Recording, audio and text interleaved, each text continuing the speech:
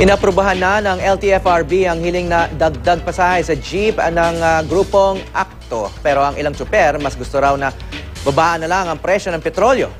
Sigurado raw kasi na sa pagtaas ng pasahe, tataas din ang presyo ng ilang bilihin. May news to go si Haji Rieta.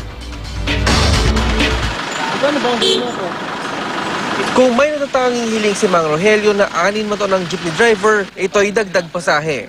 Halos sunod-sunod kasi ang pagtaas ng presyo ng gasolina, kaya halos wala na raw siyang naiuwing kita para sa kanyang pamilya. Lalo't pang gabi siya, kaya napakatumal daw ng biyahe. Wala na nga kami halos kinikita. Kailangan lang talaga taasan nila din yung pamasahe. 3 pa naman daw ang anak niyang pinag-aaral.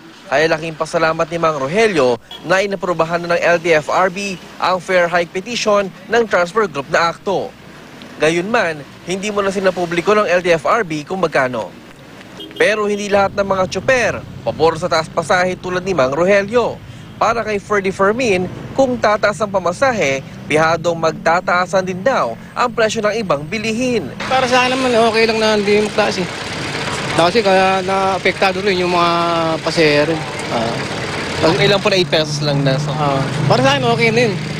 Ang panawagan nga ng ilang tsuper, kaysa raw taasan ng pamasahe, sana ibabaan na lang daw ang presyo ng gasolina. Siguro kung kung okay rin sa mga pasahero. Mayroon din akong pamilya na sumasakay, apektado rin. Ngayon, maaari sana bumaba yung mga gasolina, yung mga diesel, kaysa yung pamasahe. Mas mahirap din yun, lalo sa may mga estudyante. Kaninang hating gabi lang, nagpatupad ng rollback ang mga oil company.